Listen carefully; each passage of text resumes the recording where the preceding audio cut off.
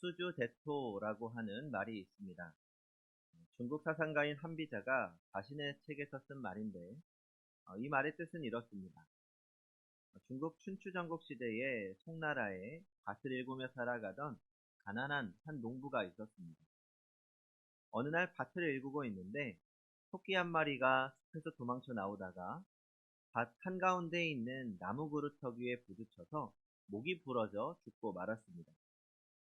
토끼를 잡기 위해서 아무것도 하지 않고 토끼를 얻은 이 농부는 토끼는 이렇게 죽는가 보다 그렇게 생각하고는 힘들게 농사 짓는 것보다 이렇게 죽은 토끼를 얻어가는 것이 낫겠다고 마음을 먹었습니다. 그리고는 그 다음 날부터 농기구를 팽개쳐 놓고 나무 그루터기 옆에 앉아서 또 다른 토끼가 나무 그루터기에 부딪혀 죽기만을 바라고 있었다는 것입니다. 그런데 토끼가 매일 그렇게 나무에 부딪혀 죽습니까? 결국 그 농부는 더 이상 토끼를 얻지 못했을 뿐만 아니라 농사는 농사대로 망치고 송나라에서 웃음거리만 되고 말았다는 이야기입니다. 오늘 나에게 주어진 삶, 비록 특별하지는 않아도 그 삶을 성실하게 살아가는 것이 행복한 삶이고 바른 삶입니다. 사람들은 내 인생에 뭔가 특별한 것이 있어야 행복할 것이라고 생각합니다. 그러나 행복은 특별한 삶에 주어지는 행운과 같은 것이 아닙니다. 마찬가지로 우리의 믿음도 어떤 특별한 사건 속에서만 그 모습을 드러내는 것이 결코 아닙니다. 믿음은 우리의 작고 소박한 삶에서 그 아름다운 향기를 드러내는 것입니다. 오늘 우리가 읽은 말씀에서는 우리가 어떻게 신앙의 삶을 살아가야 하는지를 생각해 볼 수 있습니다. 오늘 말씀을 한마디로 요약하면 소박한 삶을 살아야 한다는 것입니다. 본문 구절을 같이 읽어보겠습니다. 시작. 또 이와 같이 여자들도 단정하게 옷을 입으며 소박함과 정절로서 자기를 단장하고 따은 머리와 금이나 진주나 값진 옷으로 하지 말고 초대교회 성도들 가운데 외모에 굉장히 신경을 쓰는 사람들이 있었습니다. 화려하고 값비싼 옷을 입고 예배당에 오면서 비싼 옷을 입고 왔다는 것을 굉장히 자랑스럽게 생각했습니다. 여기서 또 따은 머리를 했다라는 말은 자신의 재산이 많다는 것을 나타낸 것입니다. 그리고 금이나 진주로 된 각종 비싼 액세서리로 그 머리를 치장합니다. 요즘으로 말하면 교회에 오면서 명품 가방을 들고 유명 브랜드 옷을 입고 몇백만 원짜리 액세서리로 치장을 했다는 것입니다. 그리고 그런 자신들의 모습을 자랑스럽게 생각했습니다. 반대로 말하면 자신들처럼 비싼 옷을 입지 못하고 화려하게 치장하지 못한 사람들을 은근히 무시하고 멸시했다는 것입니다. 그런 교인들에게 하나님은 겉모양의 화려함이 곧 신앙의 아름다움은 아니라고 말씀합니다. 오히려 소박한 모습으로 사는 것이 더 아름답다 말씀합니다. 우리 하나님은 화려하고 값비싼 것을 좋아하시는 분은 아닙니다. 하나님은 오히려 소박한 것을 좋아하십니다. 평범하고 소박한 삶을 통해 하나님의 역사를 이루어 가십니다. 구약 성경에 보면 하나님께서 소박한 것들을 통해 일하시는 것을 보게 됩니다. 하나님께서 미디안 광야에서 양을 치던 모세를 부르십니다. 당시 최강 국가인 이집트의 바로 왕과 싸우러 가야 한다는 그 하나님의 말씀을 들었을 때 모세는 거절합니다. 자신도 없거니와 불가능하다고 생각하는 거죠. 거절하는 모세에게 하나님은 이것을 가지고 가라면서 주신 것이 있습니다. 그게 무엇입니까? 지팡이입니다.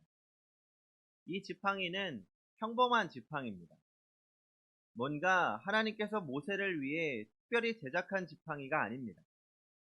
금으로 도금되어 있다든지 유명한 조각가가 만든 지팡이가 아닙니다. 양치기 목동이라면 누구나 하나씩 가지고 있는 그런 평범하고 소박한 지팡이입니다. 그런데 하나님께서 그 지팡이를 사용하십니다. 모세가 평소에 들고 다닐 때는 다른 목동이 가지고 있는 것이나 다름없는 평범하고 소박한 지팡이였습니다. 그런데 하나님께서 그 지팡이를 사용하실 때에는 애굽에 10가지 재앙을 내리게 만드는 능력의 지팡이가 됩니다. 그 지팡이로 홍해를 가리키니까 무섭게 넘실대던 홍해가 둘로 갈라집니다. 그 지팡이가 모세의 손에 들려져 하늘 높이 올라가자 아말렉과 싸우던 이스라엘 백성들이 승리합니다. 그 지팡이로 반석을 내리치자 반석이 갈라지고 반석에서 물이 나왔습니다. 평범한 지팡이였지만 하나님이 사용하시자 놀라운 도구가 되었습니다. 우리는 뭔가 특별한 것이 있어야 한다고 생각합니다. 뭔가 특별한 것이 있어야 성공할 수 있다고, 성공했다고 생각합니다. 뭔가 특별한 것이 있어야 행복할 것이라고 생각합니다. 심지어 뭔가 내 인생에 특별한 사건이 있어야, 특별한 일이 있어야 신앙생활도 잘할 거라고 생각합니다. 그러나 하나님은 그냥 평소 우리가 하고 있는, 가지고 있는 평범하고 소박한 것들을 사용하셔서 당신의 위대하심과 당신의 거룩하심을 나타내십니다.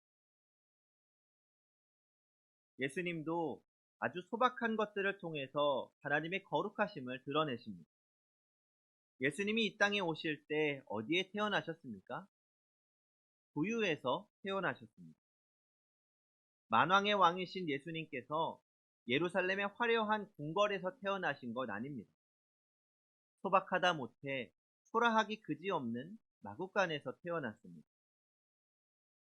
그리고 예수님이 제자들과 마지막 만찬을 나누실 때 떡과 포도주를 가지시고 성찬을 행하셨습니다. 그 만찬은 6월절 만찬입니다. 이 세데르라고 하는 6월절 만찬에는 보통 양고기와 쓴 나물 그리고 누룩을 넣지 않은 떡이 주된 음식입니다. 이 6월절 만찬에서 가장 특별한 음식은 당연히 양고기입니다. 그런데 예수님은 이 양고기를 사용하지 않으십니다. 분명 그 만찬에도 양고기가 있었겠죠. 그런데 예수님은 양고기가 아니라 떡과 포도주를 제자들에게 나눠주시면서 이것으로 나를 기념하라고 말씀하십니다. 왜 양고기를 사용하지 않으셨을까요? 그 중에서 아마 가장 귀한 음식이었을 텐데 말입니다. 아마도 그래서였을 것입니다. 양고기는 특별한 메뉴였기 때문이라고 생각합니다. 예수님은 일반 백성들이 6월절에만 먹을 수 있는 특별한 음식인 양고기를 사용하지 않으시고 오히려 평범한, 언제나 먹을 수 있는 아주 평범하고 소박한 음식인 떡과 포도주로 예수님의 죽으심을 상징하는 성찬을 행하셨습니다. 아주 소박한 음식에 세상에서 가장 거룩한 십자가를 담으신 것입니다. 또 예수님은 우리에게 너희는 세상의 소금이라고 말씀하셨습니다. 우리를 값비싼 진주나 다이아몬드에 비유하지 않으십니다. 소금은 아주 흔한 것이죠. 우리나라에서는 소금이 대부분 바닷물을 증류해서 만들어지지만 이스라엘은 소금 돌멩이, 암염이라는 것이 있습니다. 돌멩이 같은데 그 안에 소금이 섞여 있습니다. 소금기가 필요한 양들은 들에 널려져 있는 이 암염 덩어리를 핥아먹습니다. 마태복음 5장 13절입니다. 너희는 세상의 소금이니 소금이 만일 그 맛을 잃으면 무엇으로 짜게 하리요? 후에는 아무 쓸데없어 다만 밖에 버리워 사람에게 밟힐 뿐이니라. 예수님이 바로 이것을 말씀하신 겁니다. 암염덩어리를 양이나 짐승들이 핥아먹고 그 소금기가 다 빠져버리면 이 다른 돌멩이들처럼 밖에 버려지는 겁니다. 이 소금덩어리는 산이나 들녘에 널리 퍼져 있습니다. 예수님은 우리를 가리켜서 산이나 들녘에 널려있는 그 흔한 소금덩어리라고 말씀하신 겁니다. 많은 돈을 주고 사야 하는 값진 진주나 다이아몬드가 아닙니다. 부자들이 소유하고서 자신의 부와 사치를 뽐내기 위한 특별한 보물이 아닙니다. 평범하고 소박한 사람들도, 심지어는 양이나 짐승들도 언제 어디서나 쉽게 구할 수 있는 소금덩어리라는 겁니다. 평범하고 소박한 사람들이라는 거죠. 그러나 그 평범하고 소박한 삶이지만 그 속에 맛을 잃지 않았다면 그것으로 세상을 맛있고 아름답게 만들 수 있다는 것입니다. 우리는 지금 설 명절을 보내고 있습니다. 명절이 되면 오랫동안 보지 못했던 친척들도 모여서 소식을 묻고 안부를 나눕니다. 그동안의 소식을 나누면서 우리가 가족이었음을 확인하는 거죠. 그런데 요즘도 그런 일이 있을지 모르지만 가끔 명절에 썩 보기 좋지 않은 일들이 벌어지는 가정이 있기도 합니다. 바로 명절의 승자와 패자를 나누는 일입니다. 좋은 대학에 합격한 이들, 좋은 직장에 취업한 이들, 사업에 성공한 이들은 명절의 승자이자 주인공이 됩니다. 흔히 말하는 세상이 인정하는 기준에 부합한 이들이 명절 모임에서도 칭찬받고 주인공이 되는 거죠. 가족들 안에서도 성공한 사람들이 칭찬받는데 세상에서는 더 합니다. 심지어 교회 안에서도 많이 배운 사람, 부자나 권력 있는 사람이 더 칭찬받고 영향력 끼치는 일이 생기기도 합니다. 그리고 우리도 그렇게 생각하는 경향이 있습니다. 세상에서, 교회에서 하나님의 일을 하기 위해서는, 좋은 영향력을 끼치기 위해서는 뭔가 특별한 사람이 되고 특별한 일을 해야 한다고 생각합니다. 하지만 우리는 어떤 특별한 사람이 되어야만 세상에 공헌할 수 있는 것이 아닙니다. 출세하고 높은 자리에 올라가야만 세상에 영향력 줄 수 있는 것도 아닙니다. 세상에 빛이 되고 세상을 살맛나게 만드는 사람은 높은 사람, 대통령, 큰 기업체 사장님, 대학 교수님만 되는 것이 아니라는 말입니다.